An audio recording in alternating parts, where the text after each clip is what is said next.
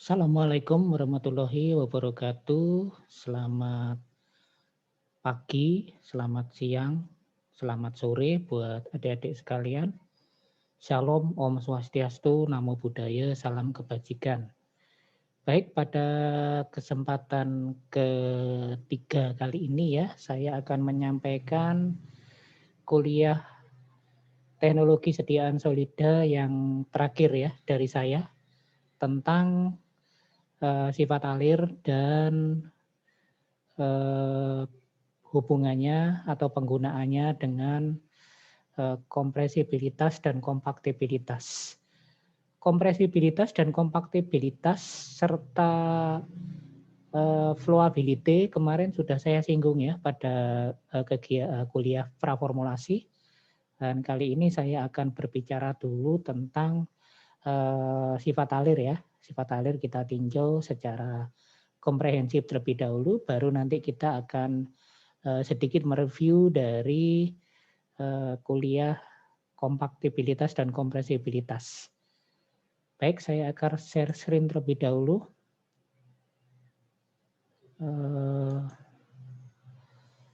Ini ya, adik-adik ya, sudah terlihat ya. Kita akan berbicara terlebih dahulu tentang sifat alir ya. Jadi saya full screen kan biar kelihatan lebih jelas. Saya full screen kan terlebih dahulu ya. Sifat alir atau flowability ya. Flowability ini adalah salah satu kegiatan praformulasi yang kemarin juga sangat penting ya. Bagaimana kita melakukan sifat alir ini kemarin sudah saya singgung sedikit ya. Jadi bagaimana sifat alir ini mempengaruhi terhadap aliran serbuk menuju ke hopper pada mesin tablet ya. Jadi kalau sifat alirnya bagus, maka aliran untuk campuran serbuk ataupun serbuk itu sendiri menuju ke hopper dari mesin tablet akan lebih lancar. Karena lancar, maka dia akan mempengaruhi terhadap keseragaman bobot ya. Bobot tablet yang dihasilkan itu seragam. Silakan lihat lagi di Farmakope edisi ke-6 ya. Kemudian juga keseragaman kandungan atau keseragaman kadar dari bobot yang dihasilkan itu juga akan seragam ya. Nah, ini nanti akan mempengaruhi ke efek terapi yang identik. Ini yang diharapkan ya. Jadi ketika kita membuat tablet dalam satu serial produksi, maka tablet yang kita buat harus bobotnya seragam dan kandungan kadar dan kandungannya ya kadarnya harus seragam juga.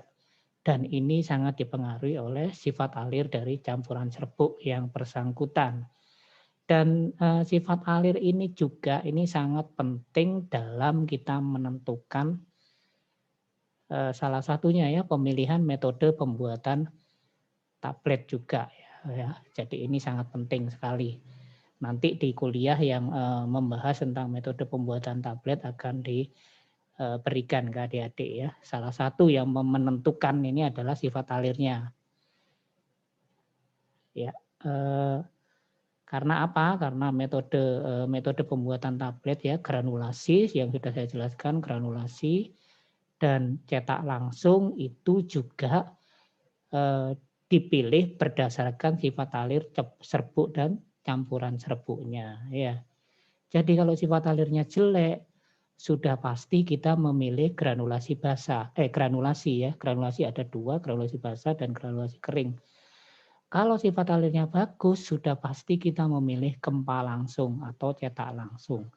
Jadi sifat alir di sini peranannya sangat-sangat penting sekali. Baik, saya lanjut ke slide berikutnya. Pengantarnya sudah cukup ya. Sifat alir ini apa? Kemarin juga ini sebenarnya sudah saya singgung ya. Adalah resultan antara gaya berat dengan gaya tarik. Kemarin juga sudah saya gambarkan ya bagaimana suatu serbuk itu ya. Ini misalnya bentuknya irregular. Kemudian di situ ada dua gaya yang bekerja padanya. F1 dan F2. F1 ialah gaya berat karena ke bawah ya, selalu dipengaruhi oleh gaya gravitasi atau gaya berat yang menyebabkan serbuk atau campuran serbuknya itu ke bawah, selalu berada di bawah. Kemudian di samping itu karena dia tidak sendirian serbuk ini ya, tetapi mereka adalah campuran serbuk ya, campuran serbuk ya, atau campuran penyusun bahan-bahan yang lainnya ya, bercampur dengan bahan-bahan yang lain, maka dia akan memiliki F2 atau yang dinamakan dengan gaya tarik-menarik serbuk yang satu dengan serbuk yang lain. Kemarin juga sudah saya singgung ya, ini sudah dijelaskan gaya tarik adalah merupakan gaya tarik antar serbuk ini merupakan harga atau penjumlahan dari gaya kapiler, gaya elektrostatik dan gaya van der Waals ya. Jadi silahkan dicari lagi ya itu gaya kapiler itu apa, gaya elektrostatik itu apa, kemudian gaya van der Waals itu apa. Nah, semuanya ini adalah yang menyusun F2. Ya, jadi penjumlahan dari gaya kapiler, gaya elektrostatik, dan gaya van der Waals itu adalah F2 atau gaya adhesi atau penghambat. Ya, jadi kalau F2-nya ini lebih dominan, maka serbuk yang satu dengan serbuk yang lainnya akan cenderung tarik-menarik satu dengan yang lain sehingga serbuknya cenderung menggumpal. Coba adik-adik cari ya contohnya itu ya, yang apabila kita mencampur, saya kira sudah mengalami ya, sudah pernah ya, mencampur suatu campuran serbuk, kemudian serbuknya itu malah menggumpal satu dengan yang lain. Itu karena F2-nya dominan, lebih dominan dibandingkan dengan F1. Demikian juga kalau F1-nya itu lebih dominan, maka serbuknya akan cenderung berada, serbuk atau campuran serbuknya akan cenderung berada di bawah. Lanjut. Ini sebenarnya refresh saja ya, refresh saja. Nanti ada satu atau beberapa video yang akan saya tayangkan juga di kuliah ini ya. Saya akan mengambil dari beberapa channel YouTube. Nah, kemudian perhitungannya ini kemarin sudah saya sampaikan ya, F2 itu karena di situ ada pengaruh gaya gravitasi, maka ada angka 981. Ya, dikalikan pi, dikalikan rho, dikalikan D pangkat 3. Itu adalah besaran dari F2. Kemudian ini tarik-menarik ya, itu tarik-menarik itu ada, ini di farmasi fisik sudah ya, tarik-menarik adalah merupakan ikatan partikel, ada 4 mekanisme ya. Yang pertama adalah terbentuknya jembatan cair. Nah ini merupakan yang terjadi pada metode granulasi basah ya, terbentuknya jembatan cair pada saat metode granulasi basah.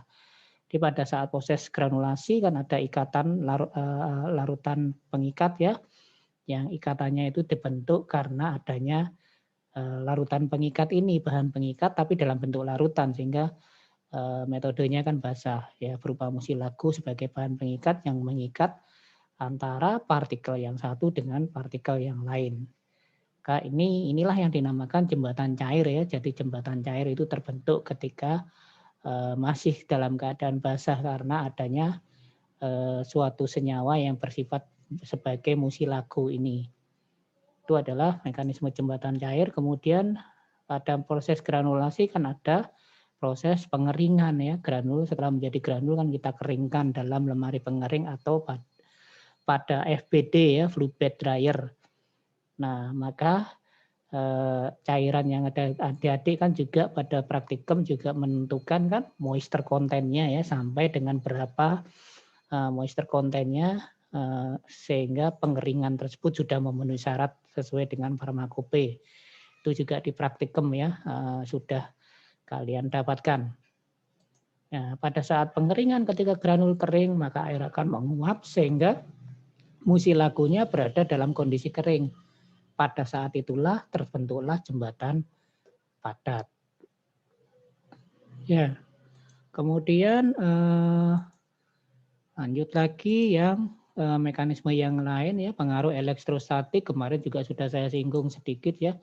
Elektrostatik itu apa ya? Itu adalah terjadinya ikatan karena pengaruh elektron ya, adanya muatan listrik di antara partikel yang satu dengan partikel yang lain. Ini juga akan mempengaruhi campuran serbuk dan kumpulan partikel yang hendak kita campur. Kalau pengaruh elektrostatiknya itu terlalu besar, maka juga akan menyebabkan masalah pada saat proses pencampurannya. Karena mereka akan berikatan karena adanya muatan ya, sehingga ada penetralisir muatan dalam permukaannya. Salah satunya adalah kita melakukan proses penambahan. Kemarin sudah saya jelaskan ini ya, jadi saya percepat saja. Penambahan zat antistatis ya. Ini zat antistatis yang meningkatkan konduktivitas partikel sehingga mempercepat hilangnya muatan pada permukaan partikel ya. Jadi tidak bermuatan sehingga mereka tidak akan berinteraksi satu dengan yang lain. Contohnya adalah di sini adalah bahan pelicin sehingga menyebabkan distribusi ion menjadi merata. Nah, ini coba dicari contohnya ya, bahan pelicin itu apa saja dan mekanisme bekerjanya coba dijelasin ya, sehingga dia bisa menyebabkan distribusi ion pada permukaan merata. Jadi kalau distribusi ion pada permukaan merata, apa akibatnya terhadap campuran atau serbuk, campuran partikel atau serbuk yang hendak kita campur.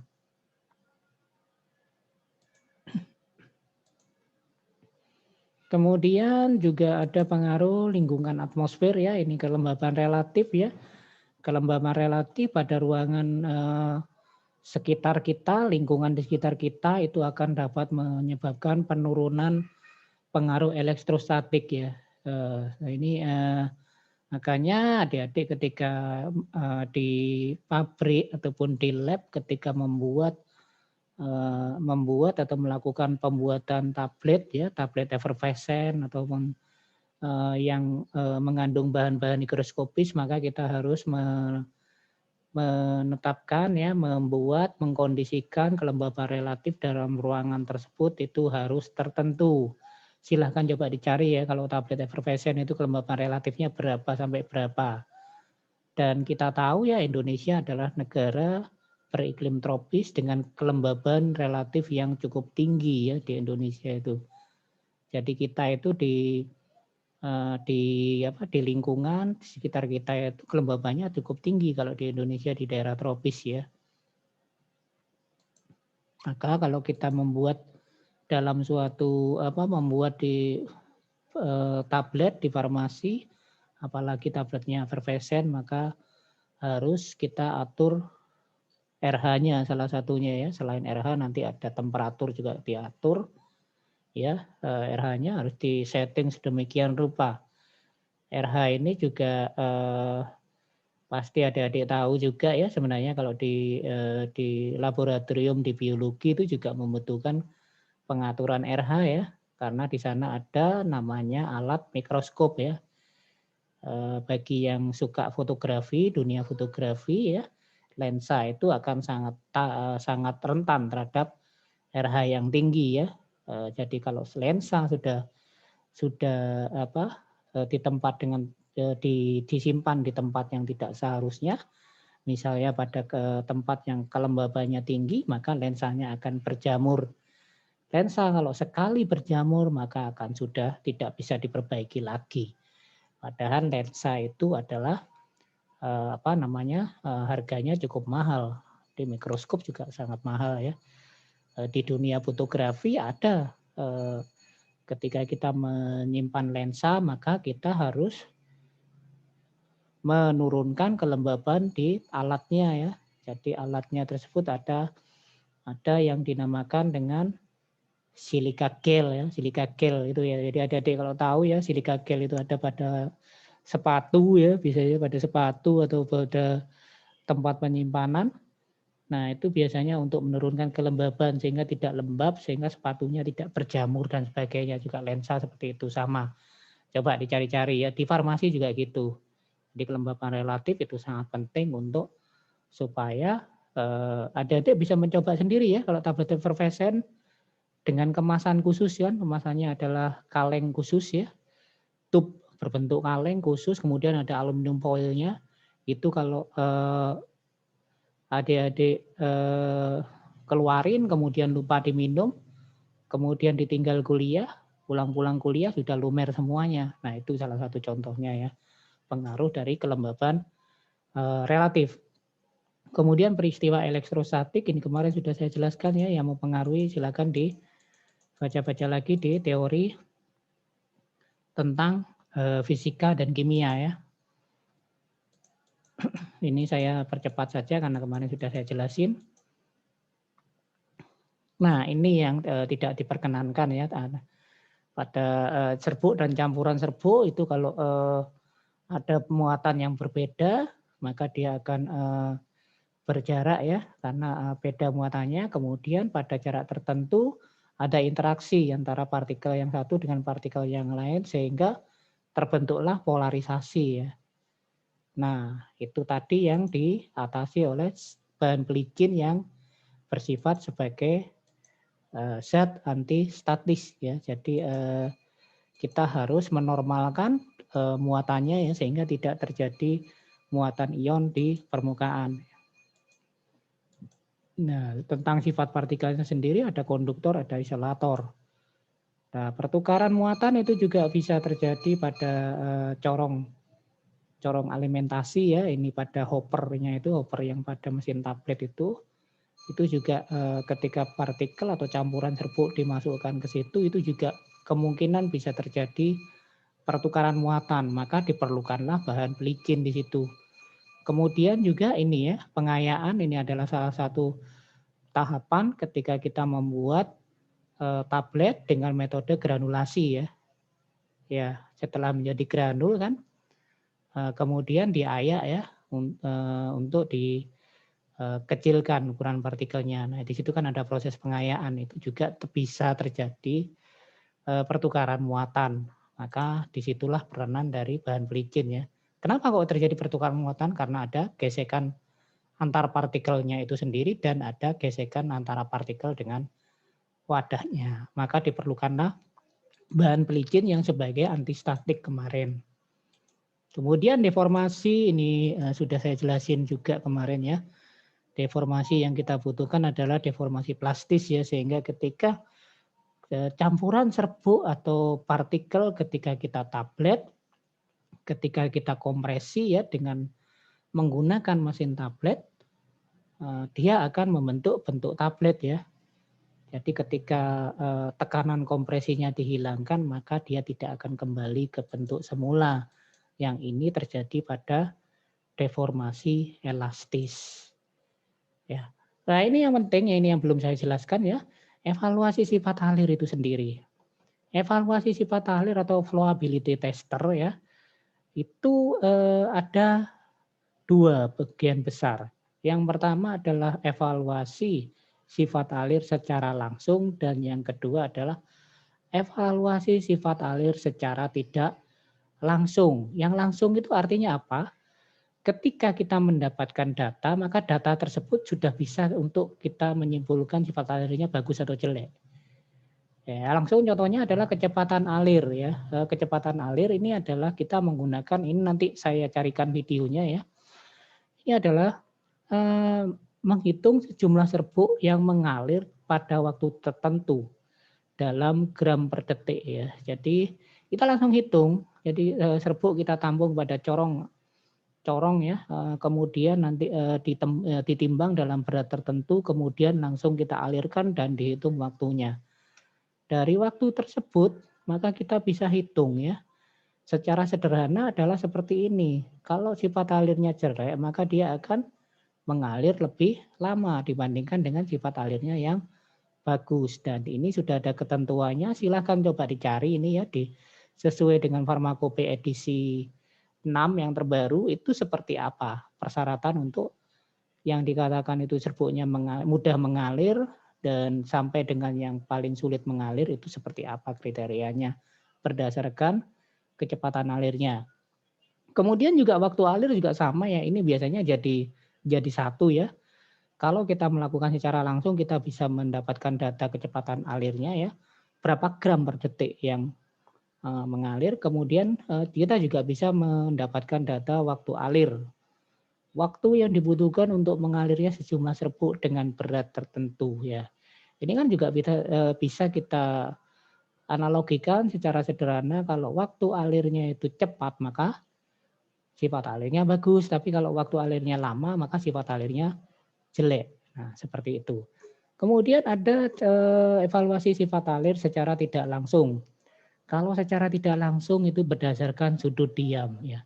Sudut diam ini seperti ini penjelasannya ya. Ketika kita menggunakan mengukur mengevaluasi sifat alir, maka kan serbuk yang kita tampung pada corong, maka dia akan mengalir ke bawah ya. Biasanya di bawah disediakan kertas dengan apa namanya, ada kertas milimeter ya, yang ada skalanya di situ. Kemudian kan ketika jatuhan dari serbuknya itu kan pasti membentuk sudut ya, membentuk sudut. Nah, sudutnya itu bisa kita tetapkan, kita tentukan. Tapi kan datanya tidak langsung ya, jadi kita harus konversikan sudut sekian dan seterusnya itu ya. Kemudian juga yang tidak langsung yang lain adalah cara pengetapan ya. Jadi serbuknya kita tapping ya, sebelum dan sesudah kita hitung volume penyusutannya. Nah, itu seperti itu. Di lab itu alatnya ada ya, tap density. Baik, lanjut ke yang berikutnya. Nah, ini penjelasannya, sudut diam adalah sudut elevasi permukaan bebas tumpuk partikel terhadap bidang datar. Sudut evaluasi permukaan bebas setumpuk partikel terhadap bidang datar. Jadi kan membentuk sudut-sudutnya itu yang kita hitung. Merupakan karakteristik fluiditas yang terkait erat dengan kohesivitas partikel ya. Jadi ini terkait dengan ikatan partikel ya, atau tarik-menarik partikel-partikel yang sejenis. Sangat berhubungan sekali dengan kohesivitas partikel. Kemudian keterulangan atau reprodusibilitasnya sangat dipengaruhi oleh metode pengukuran, pelaksanaan uji, dan jenis alat uji. Nah, ini coba dicari ya, ini terkait dengan validasi metode ya yang ada di kuliah-kuliah kimia ya. Lanjut. Nah, ini salah satu contoh ya, ada bermacam-macam untuk penentuan sudut diam itu. Yang pertama adalah sudut diam tuang. Jadi suatu serbuk dituang pada bidang datar melewati corong dan membentuk setumpuk partikel. Nah, setumpuk partikel seperti ini. Ya, itu ada macam-macam, ada corong tetap ya, corongnya tetap. Tidak diubah-ubah ketinggiannya, kemudian alas pada bidang datar itu dilengkapi kertas milimeter, kemudian diameternya dicatat. Itu yang corong tetap. Ini biasanya yang lazim dilakukan di lab ya, dilakukan di penelitian-penelitian yang ada di farmaseutika. Kemudian ada corong yang bergerak, jadi corongnya itu digerakkan ke atas ya. Kalau yang tadi tidak bergerak ya ini corongnya digerakkan ke atas, kemudian serbuk dituang pada alas yang ada penutupnya seperti ini. Kemudian dari situ sudutnya yang terbentuk dihitung. Itu ada corong bergerak, kemudian ada juga yang kedua adalah sudut diam alir ya. Jadi ini sebenarnya sama saja ya, beberapa ini cuma metodenya yang menyebabkan berbeda-beda. Sudut diam alir itu ada yang metode silinder tetap tanpa penyangga ya. Jadi sudut diam terbentuk pada bagian sisi sebelah dalam. Ini ya, ini ada A, ini ada B. Nah, sudutnya terbentuk pada di sisi sebelah dalam yang di pointer saya ini ya. Ini jadi seperti itu. Ini sudut diam alir seperti itu. Kemudian di sini kan ada silinder tetap tanpa penyangga dan silinder tetap dengan penyangga. Itu bedanya di silinder tetapnya ini. Ya, kalau yang A itu tanpa penyangga, jadi sudut diamnya terbentuk pada sisi sebelah dalam. Kalau yang dengan penyangga, sudut diam yang terbentuk itu adalah yang ini. Ya, dengan penyangga ada seperti itu, bedanya hanya di situ saja ya, sudut diam terbentuk di atas penyangga yang terletak di tengah silinder. Nah ini. Jadi kalau yang dengan metode tanpa penyangga dia akan seperti ini bentukan sudutnya. Lanjut ke metode yang lainnya C ya, metode C adalah metode silinder bergerak tanpa penyangga. Dua silinder dengan diameter berbeda, kemudian silinder luar ditarik ke atas, sudut diam terbentuk pada sisi di atas silinder dalam.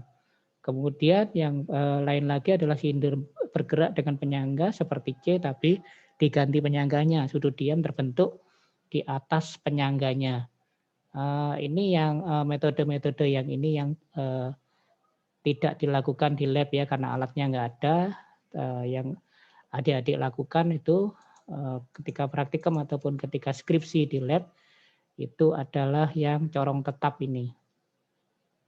Nanti coba saya carikan videonya biar kalian punya gambaran ya. Kemudian ada juga yang mau sifat alir dengan berdasarkan sudut kemiringan ya. Jadi metode kotak miring, jadi serbuk atau campuran serbuk atau partikel yang hendak kita ukur, kita taruh dalam sebuah kotak ya, kemudian kita pereskan ya, jadi ratakan. Kemudian kotak tersebut kita miringkan pelan-pelan. Kemiringannya yang kita hitung sebagai sudut kemiringan. Kemudian ada juga yang dimasukkan ke dalam silinder, ya transparan silindernya bisa dilihat dari luar. Kemudian silinder tersebut diputar. Kemudian kemiringan yang terbentuk itu sebagai salah satu untuk menentukan sifat alirnya juga. Kemudian pengetapan ini yang ada di lab ya. Ini kemarin juga sudah saya singgung tetapi tidak saya jelaskan lebih detail ya. Sekarang saya jelaskan lebih detail tentang bagaimana cara menghitungnya. Metode pengetapan itu didasarkan pada penataan susunan partikel penyusun dalam suatu wadah sebelum dan sesudah diberikan getaran mekaniknya. Sebelum dan sesudah diberikan getaran mekanik, dia seperti apa? Ya. Sebelumnya bagaimana, sesudahnya bagaimana. Kemudian bagaimana kita bisa menentukan fluiditas serbuknya diketahui dengan cara mengetahui kadar pemampatannya. Kadar pemampatan sama dengan persen T ya, itu sama dengan V0. V0 itu adalah volume sebelum pengetapan, kemudian dikurangi V500 adalah volume setelah diketapkan sebanyak 500 kali. Kemudian dibagi dengan V ya, dibagi dengan V, volume yang kita ukur dari awal itu berapa. Kemudian itu dalam persen nanti satuannya. Nah, nanti ini juga dibandingkan dengan tabel ya, tabel yang sudah ada, maka kita bisa menentukan fluiditasnya itu termasuk kategori yang mana. Jadi sudah ada tabel yang menjadi acuan. Kemudian persen kompresibilitas ya, persen kompresibilitas itu persen K itu berasal dari ini kemarin sudah saya jelaskan ya, jenis-jenis kerapatan sudah saya jelaskan sehingga sekarang saya tidak perlu menjelaskan lagi. Itu sama dengan rho T. Rho T adalah kerapatan bulk ya pada setelah dilakukan pengetapan. Kemudian rho 0 itu adalah pada saat awal, pada saat mula-mula dibagi rho T kalikan 100. Jadi kalau digambarkan sebagai di sebuah alat ya, ini adalah alat pengetapnya yang diketapkan selama 500 kali, maka di situ ada initial level of powder. Kemudian ada final level of powder. Jadi volumenya akan turun. Nah, kemudian itu juga sama persen kompresibilitas dibandingkan dengan yang sudah tertera di tabel. Dia termasuk yang bagaimana. Di kuliah pertama saya menjelaskan tentang kompresibilitas dan kompaktibilitas. Tentunya di situ ada perbedaan ya. Persen kompresibilitas dengan kompresibilitas itu sendiri dan kompaktibilitas. Bedanya apa? Coba itu sebagai tugasnya ya. Bedanya apa? Persen kompresibilitas itu apa? Dan nah ini persen kompresibilitas dibandingkan dengan tabel ya. Sehingga kita bisa menentukan powder flowability-nya berdasarkan data persen kompresibilitasnya. Itu ya ada rentangnya di situ 5 sampai dengan 15 adalah free flowing granul ya, excellent. Jadi mudah mengalir. Kemudian kalau 12 sampai dengan 16 adalah yang good ya, free flowing powder granul. Kemudian semakin tinggi semakin jelek ini ya. 18 sampai 21 masih dalam kategori fair ya. Jadi masih wajar powder granul ya. Ini biasanya pada karakteristik serbuk atau campuran serbuk yang seperti ini powder granul. Kemudian 23 sampai dengan 28 sudah jelek ya. Very fluid powder ya. Kemudian 28 sampai dengan 35 itu juga sudah poor fluid cohesive powder ya, sudah mulai kohesif. Kemudian 35 sampai dengan 38 adalah very poor dengan fluid cohesive powder, dan lebih dari 40 adalah extremely poor ya, atau cohesive powder. Jadi seperti itu ya. Jadi kalau persen kompresibilitas, ini sebenarnya sudah saya jelaskan, tinggal adik-adik menyimpulkan di tugas apa perbedaan dan persamaannya. Oke. Kemudian saya lanjutkan ya, saya refresh dulu pengertiannya dulu ya, pengertiannya tentang powder tadi ya, bagaimana penjelasannya tentang persen kompresibilitas dan uji kompresibilitas. Kemudian coba saya carikan dari ini ya. Ntar saya ceknya dulu dari tadi saya sudah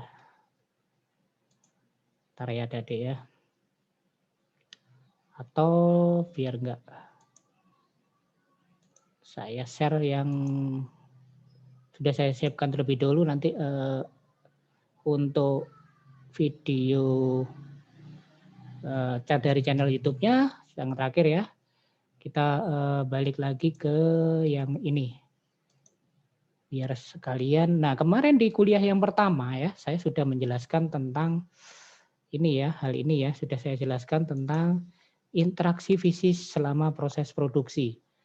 Interaksi fisis selama proses produksi, di situ ada fluiditas. Ya, fluiditas ini tadi sifat alir itu. Kemudian kompaktibilitas dan kompresibilitas. Coba di-refresh kembali ya. Kemarin saya kira juga ini masuk di tugas yang pertama ya. Apa bedanya uji kompresibilitas dengan kompaktibilitas. Tugas kita yang di kuliah ketiga ini apa bedanya kompresibilitas, uji kompresibilitas dengan persen kompresibilitas ya. Ini kompaktibilitas dan kompresibilitas itu ya. Bisa dijelaskan ini ya, hubungannya fluiditas dengan ini ya, fluiditas ini pentingnya di sini adalah sifat alir serbuk berperanan dalam pengisian ruang kompresi pada saat pembuatan tablet dan pengisian pada cangkang kapsul untuk proses kapsulasi. Apa itu penting? Fluiditas serbuk yang baik itu menyebabkan, tadi sudah saya jelaskan bahwa pengisian pada ruang kompresi menjadi seragam sehingga menyebabkan bobot tablet konstan, antara satu dengan yang lain itu tidak berbeda bermakna ya. Itu kalian cari ya di FI 6 bagaimana menentukan keseragaman bobot. Kemudian ini menghasilkan kadar aktif dari antar tablet sama, sehingga yang kita kejar adalah efek terapeutik yang identik. Kemudian kita berbicara tentang kompaktibilitas dan kompresibilitas. Ini kemarin sudah ya saya jelaskan bedanya di dinamis dan statisnya. Ini tadi sudah saya jelaskan ya bahwa mudah tidaknya suatu bahan itu dicampur atau dikompresikan tergantung dari 4 hal ini tadi yang di sifat alir tadi sudah saya jelaskan ya. Kemudian di kuliah kedua juga sudah saya jelaskan. Jembatan cair, mekanisme jembatan cair, mekanisme jembatan padat, deformasi, dan elektrostatis. Ini sangat mempengaruhi kompaktibilitas dan kompresibilitas dari campuran bahan atau partikel atau campuran serbuk. Ya, jadi kita harus meninjau keempat-empatnya ini berlangsung secara bersama-sama ini. Kompaktabilitas adalah yang statis ya. Mudah tidaknya zat dikompresikan yang bersifat statis. Ditunjukkan hubungan antara kekerasan tablet dengan tekanan kompresi ya. Ya. Hubungan antara kekerasan tablet dengan tekanan kompresi. Ini saya usahakan menerangkan yang ini agak pelan ya.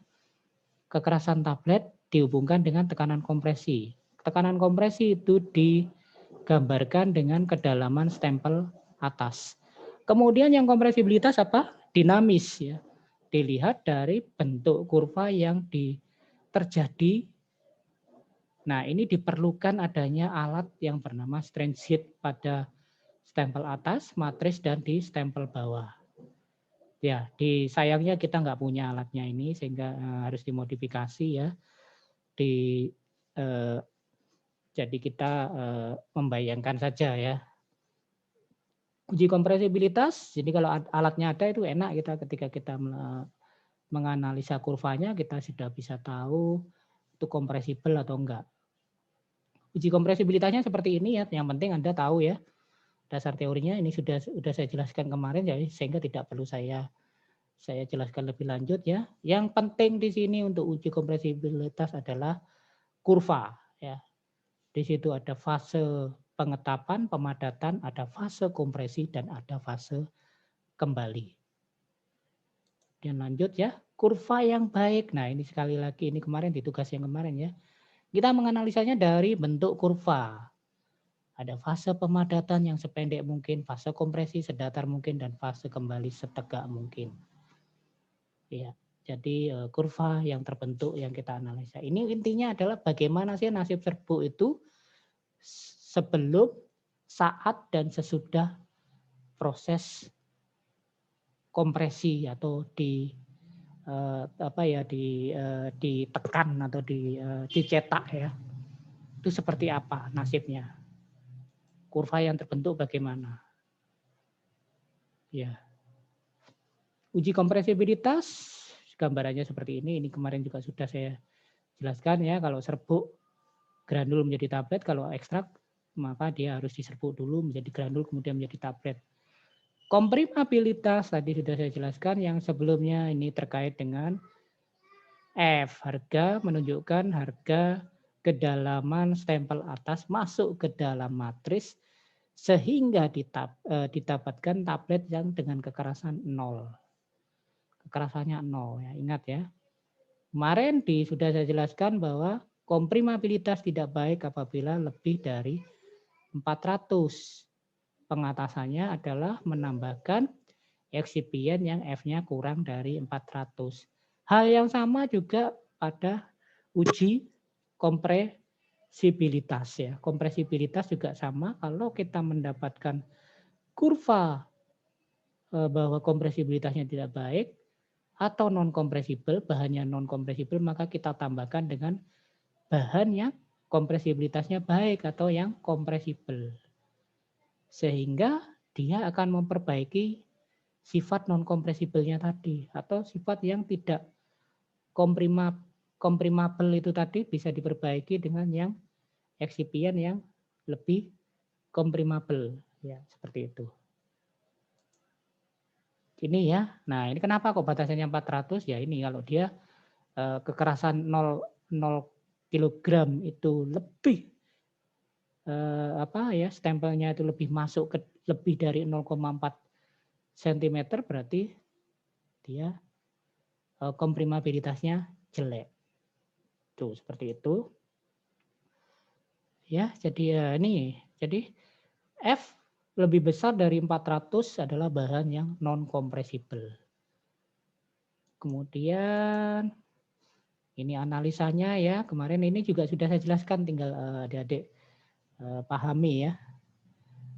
Coba dari gambar ini silahkan dianalisa ya. Dari gambar ini dianalisa, di situ ada D, ada DM, ada E, ada EM, kemudian ada sudut alfa dan sudut alfa dan sudut beta. Ya, ini Di situ ada F1, ada F2. Nah, maksudnya apa ini coba dikerjakan di tugasnya ya. Kemudian kalau yang ini sudah saya jelasin tadi ya, ini bentuknya seperti bumerang ya, senjata khas suku aborigin ya. Apakah ini kompresibilitasnya baik? Nah, silakan dianalisa ya. Silakan dianalisa dari ketentuan yang sudah, kan ada 3 fase tadi, fase pemadatan, fase kompresi, dan fase kembali. Kemudian juga ada titik CM ini. Nah, tuh, jadi dari situ. Jadi kalau kita sudah punya alatnya, maka di dalam mesin tabletnya, di dalam layarnya ya, ada layar touchscreen di situ sudah ada langsung analisanya berupa gambar kurva. Sehingga kita bisa menyimpulkan bahwa bahan tersebut kompresibel atau non kompresibel. Ini ya. Nah, pemadatan sependek mungkin, kompresi sedatar mungkin, kembali setegak mungkin, dan CM serendah mungkin. Oke, sekarang saya carikan yang videonya. Baik, saya share screen sudah ya, sudah ternyata ada di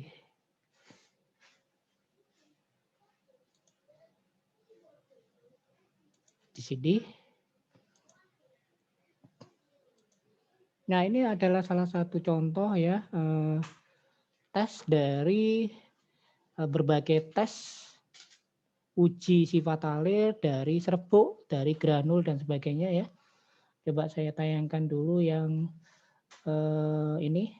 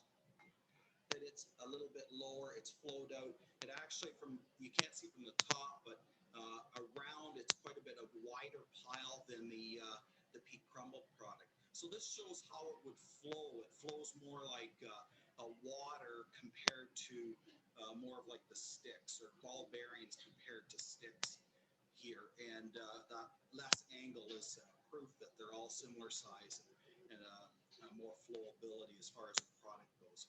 So looking at flowability again of two different formulations of granular product that's on the marketplace.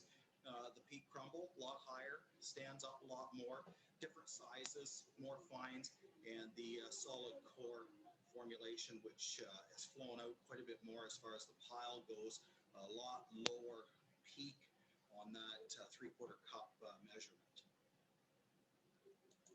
Baik, dari video ini silakan adik-adik tentukan ya, mana yang dari serbuk pertama dan serbuk kedua tadi yang lebih mudah mengalir.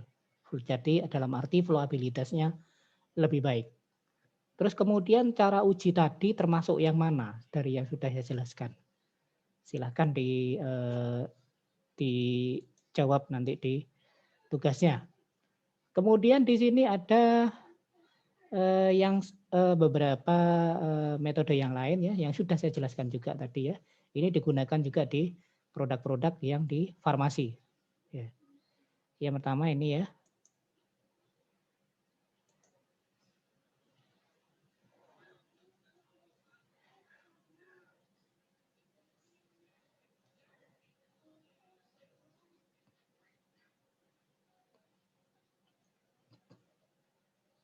This video will demonstrate the association of rotational motors test method, flowability and apparent density of polyethylene compounds, version 2.1, dated November 2011. The test was developed based on ASTM test standard P1895 and ISO standard R60. The apparatus used for this testing consists of an anodized funnel with a 10 millimeter discharge hole, along with an anodized measuring cup with 100 cubic centimeters capacity. The funnel is equipped with a permanent stand that fixes the funnel outlet 38 millimeters above the top of the measuring cup. The funnel was calibrated with a 35 mesh partially ground polyethylene powder and yielded a flow rate of 26.2 seconds per 100 gram, 0.26 seconds per gram. The measuring cup was calibrated and standardized at a volume of 99.9 cubic centimeters, which is well within the allowable tolerance of plus or minus 0.9 cubic centimeters. Before starting the test, it is important to make sure that the funnel and the measuring cup are clean, dry and not damaged, and that the powder is dry and at room temperature, somewhere between 20 and 25 degrees Celsius. For this demonstration, a 100 gram sample of powder has been pre-weighed for testing. In this case, it is a 35 mesh commercially ground medium density polyethylene. The sample will be removed from the scale and set aside. Next, the measuring cup will be set on the scale and tared to zero in preparation for determining the apparent density. The measuring cup is now placed under the funnel and centered under the discharge hole. The hot plate is placed against the bottom of the funnel to block any material flow. Powder is carefully poured into the funnel to avoid any packing. Make sure your timer is set to zero.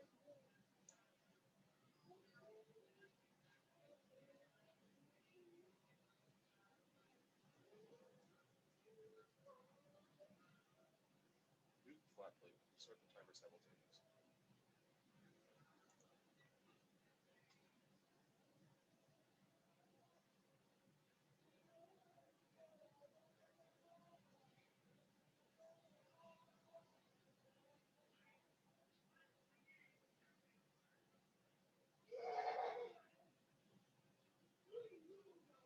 Powder stops flowing.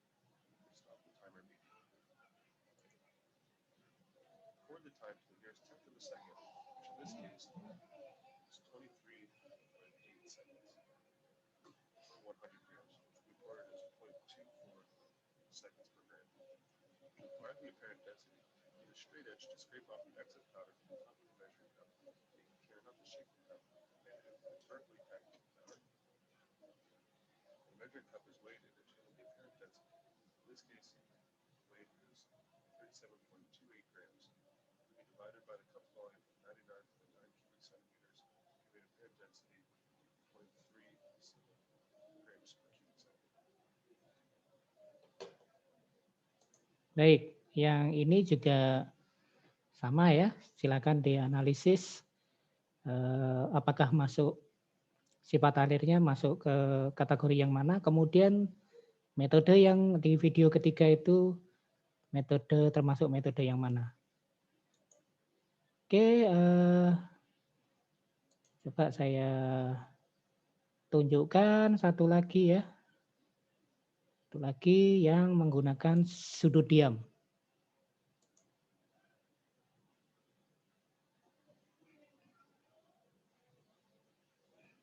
The angle of repose, or critical angle of repose, of granular material is the steepest angle of descent relative to a horizontal plane, in which the powder is poured to create an angle from 0 degrees to 90 degrees. This will show us the properties of our powder. A cohesive powder will form an irregular heap, where a non-cohesive powder will form a regular conical heap. For testing the angle of repose, we will follow US pharmacopoeia method described in General Chapter 1174. There is not a defined method or equipment for testing the angle of repose in the USP. Because of this, LFA has developed a method in which we feel fits the requirements outlined in the USP of being practical, useful, reproducible, sensitive, and yield meaningful results. To test the angle of repose, we are using the LFA ART1 angle of repose tester. To perform this test, take your powder and gently pour it into the funnel. Stir the sample if necessary. Once the powder has formed a pile on the platform, measure the height of the powder from the platform to the highest point of its peak in millimeters. The tangent of the angle of repose in degrees can be determined by reading off the height of the powder code in millimeters from the digital display. Here's the calculation to calculate the angle of repose. However, LFA does have a calculator on our website to do the math for you, which we'll link below. Tan 1. H is the pile of the powder and D is the diameter. Using the scientific calculator, multiply the height by 2, divide this value by the diameter. Hit the inverse tan key, or tan 1, and the answer just calculated. This will give you the angle of repose. Here is a table of how the angle of repose might affect the ability of the powder to flow. An angle between 25 to 30 degrees will show excellent flow, meaning the formulation will move through your hopper, feed frame, die table, and die ball smoothly. However, from 41 to greater than 66 degrees, you may experience issues such as rat holing or bridging within your hopper. Bridging is where an arch is formed over the hopper's funnel, and rat holing is where a small hole or narrow channel forms to the outlet, and therefore will lead to poor flow. You may also get the same issues in the die ball, where the formulation is incorrectly filling in the die balls, leading to varying tablet weights and sizes. For more information on the LFA ART1, please visit www.lfamachines.com. Baik, ini yang video yang keempat ya. Di situ juga ada sudut diam ya, penentuan sudut diam tadi. Berdasarkan sudut diam, dan di situ di videonya tadi menyebutkan dia ketika menganalisis tetap menggunakan US Pharmacopoeia ya. Jadi coba adik-adik yang video keempat ini bisa dicari ya penentuan sudut diam dengan menggunakan FI4 ya. Kemudian ini cara yang video keempat ini berdasarkan cara yang mana menurut yang saya jelaskan tadi ya. Jadi ini videonya sebenarnya video promosi alat ya.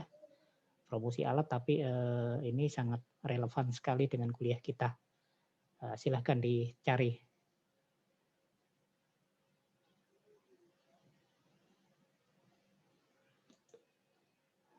Oke, itu lagi yang saya cari ya. Ini saya share dulu, ini saya end dulu ya.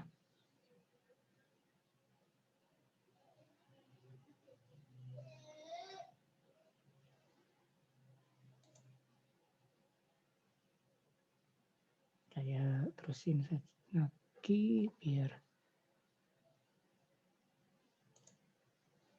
Oke. Ini dari video YouTube semua ya. Jadi adik-adik itu sangat enak sekali kalau belajar sekarang. Coba saya carikan yang kompresibilitas ya.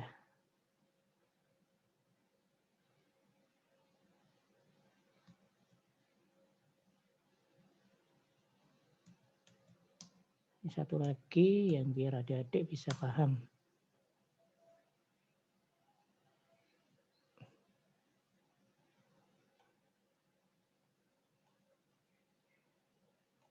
Yang kira-kira relevan ya dengan kompresibilitas tes for drug.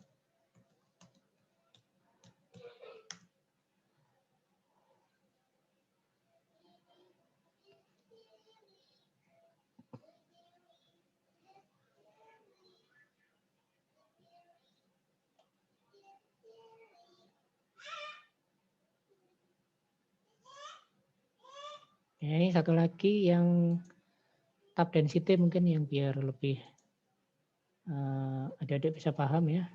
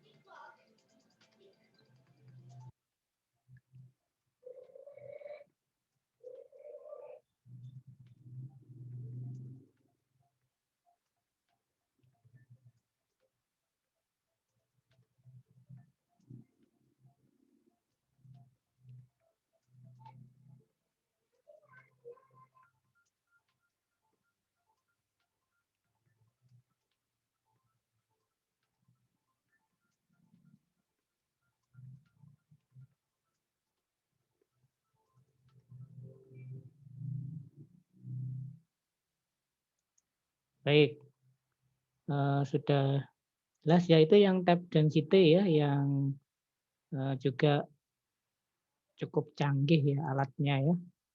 Di lab kita tidak seperti itu, semua tadi serba otomatis ya, dan bisa dianalisis langsung di alatnya sekaligus. Kemudian juga di situ sudah ada volumenya yang dihitung ya, bulknya itu bisa dihitung langsung di alat yang bersangkutan, bisa dites dan bisa disimpan di USB, bisa diedit dan bisa langsung di print. Punya kita tidak secanggih itu. Ya, adik-adik paling tidak harus tahu prinsip dari tab density. Ya, itu seperti itu ya. Yang video yang terakhir tadi tidak tugas, tapi tugas yang terakhir adalah coba adik-adik carikan video di YouTube yang terkait dengan uji kompresibilitas dan uji komprimabilitas.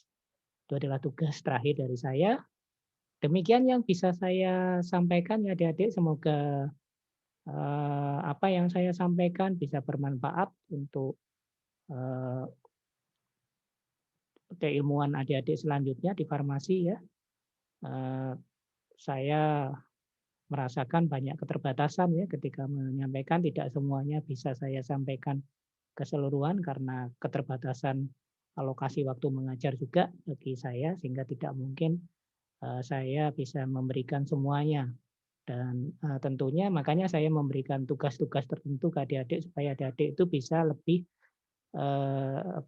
mencari materi sendiri di media internet ya, yang sangat-sangat banyak sekarang ini ya, tidak seperti pas saya kuliah dulu, sangat dalam kondisi yang keterbatasan semua ya adik-adik ya. Oke, semoga dipahami, silakan ditonton videonya ini dari awal sampai akhir, jangan di-skip, dan ada beberapa tugas yang tadi sudah saya sampaikan. Dan sekali lagi karena ini kuliah saya yang terakhir, saya mohon maaf apabila selama 3 kali penyampaian ada kesalahan yang disengaja maupun tidak. Saya Mohon maaf yang sebesar-besarnya, dan saya berdoa selalu adik-adik selalu dalam kesehatan ya di masa pandemi, selalu berhati-hati, patuhi 3M. Baik, demikian yang bisa saya sampaikan. Saya akhiri sampai di sini. Wassalamualaikum warahmatullahi wabarakatuh. Selamat pagi, siang, sore. Shalom. Om Santi Santi Om. Namo Buddhaya. Salam kebajikan.